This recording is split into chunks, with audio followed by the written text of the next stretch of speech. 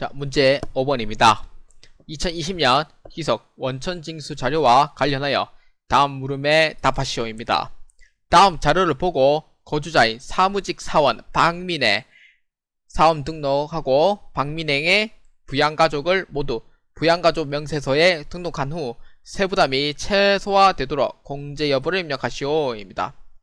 본인 및 부양가족의 소득은 이제 다음에 소득이 전부고 주민등록번호는 정확한 것으로 가정한다. 기본공제 대상자가 아닌 경우 기본공제 여부에 부로 표시할 것입니다. 부로 표시할 것입니다. 자, 여기서 보면은 이제 본인 배우자, 본인 아버지, 딸, 아들, 오빠 이렇게 돼 있어요. 오빠는 형제 자매이고요. 그 다음에 비고가 중요한데 비고가 가장 중요해요. 비고. 이제 여기서 비고가 중요한데, 그러니까 소득 요건은 당연히 이제 종합소득 이제 합계액이 100만원 이하 이거 되고, 이제 양도 소득세도 당연히 100만원 이하, 그 다음에 퇴직소득도 100만원 이하인 경우에 공제 대상이 됩니다. 공제 대상이 돼야 100만원 이하인 경우에 공제 대상이 됩니다. 그래서 동거 여부에 보시면은 미국 거주 뭐 돼 있고 미국 유학 중이 돼 있고, 여기서 한 명 한 명씩 보고 한번 이제 파악을 해보도록 하겠습니다. 그래서 부양가족 명세서에 등록한 후에 세부담이 최소화되도록 공제 여부를 입력하시오 라고 되어 있어요. 그래서 공제 받을 수 있는 사람들은 다 받으라 이 뜻입니다. 자, 박민혜를 먼저 등록해 보도록 할게요. 107번입니다. 자, 주민등록번호 입력합니다. 자, 입사 연월일은 2020년 8월 1일에 근무를 시작했어요. 그래서 입사일에 근무를 시작했고, 그래서 이제 박민혜에 대해서 부양가족 명세에 한번 입력해 보도록 하겠습니다. 본인은 일단 아무것도 묻지도 따지지 않고 무조건 공제 대상이 됩니다. 그 다음에 배우자라고 되어 있는데, 이 배우자를 한번 보시면은 배우자가 이제 양도소득 금액 500만원 되어 있죠. 양도소득 500만원 되어 있어요. 그래서 아까 제가 조건에서 얘기했던 게 양도소득 금액이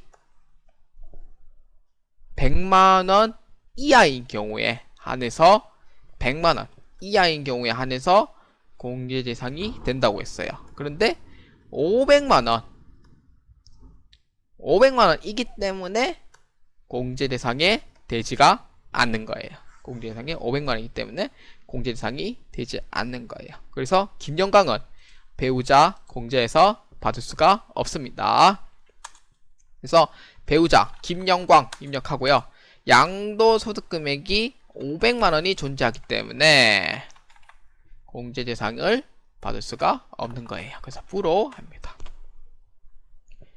자, 그 다음 박노연, 본인의 아버지죠. 그런데 본인의 아버지인데 나이는 돼요.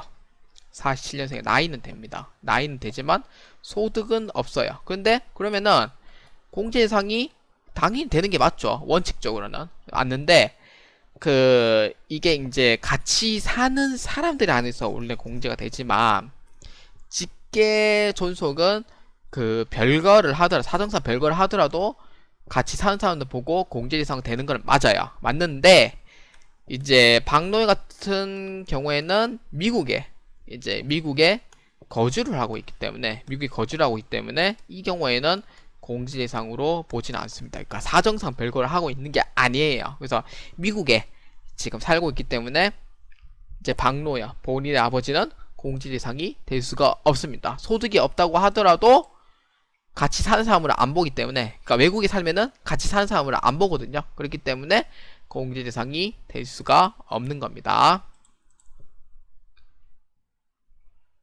소득자의 직계 존속이죠.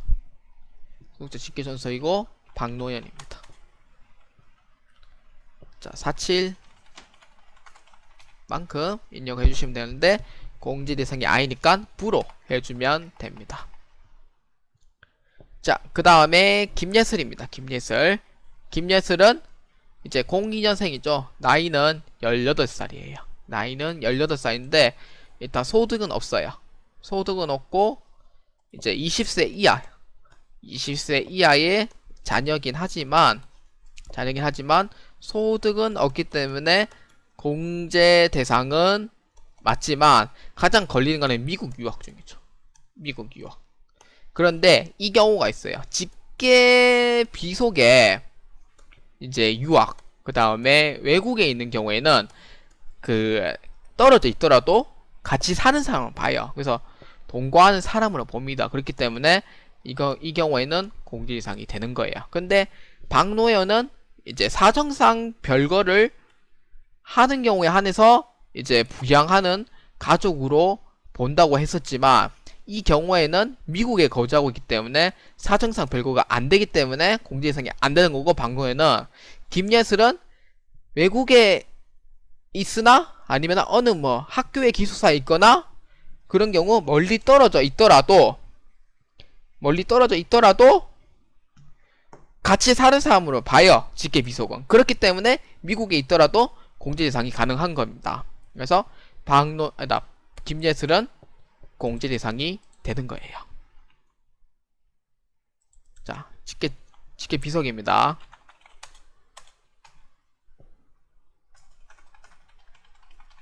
입력을 하고 20세 이하의 자녀 체크합니다. 그 다음에 김예찬은 이제 같이 살고 있죠. 그렇기 때문에 김예찬은 그냥 이제 그 자녀로서 등록을 해주시면 됩니다.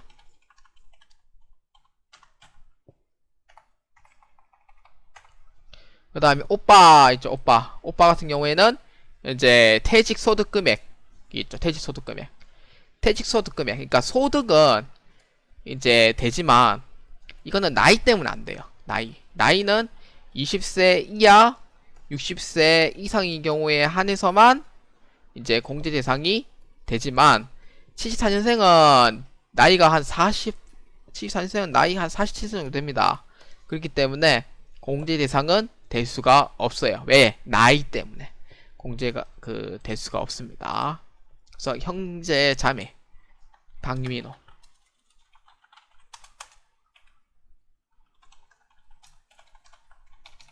그래서 부로 해가지고 입력해 주시면 됩니다. 소득은 돼요. 퇴직소득금액 90만원이기 때문에 100만원이 넘지 않기 때문에 공제 대상은 되지만 나이 때문에 공제가 되지 않는다 라고 해서 보시면 되겠습니다. 자, 그래서 공제 대상이 되는 거는 김예슬과 김예찬만 해당이 되고요. 그 다음에 박민혜 같은 경우 또 하나 빠진 게 있어요. 하나 빠진 게 있는데 소득금액이 3천만원 이하인 경우에 한해서 이제 배우자가 있거나 아니면은 이제 자녀까지 있는 경우에 한해서 부녀자 공제도 받을 수가 있어요. 그래서 이 경우에는 배우자는 공제상이 안 되기 때문에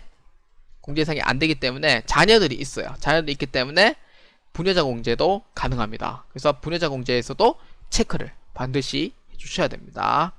그러니까 부녀자 공제는 그러니까 같이 사는 배우자만 있거나 아니면은 이제 배우자가 있으면서 자녀가 있는 경우가 있는데 배우자 공제를 받지 않는 그러니까 배우자는 공제를 받지 않기 때문에 없는 걸로 봐요. 그래서 자녀만 있다고 판단하기 때문에 이 경우에는 부녀자 공제도 가능은 합니다.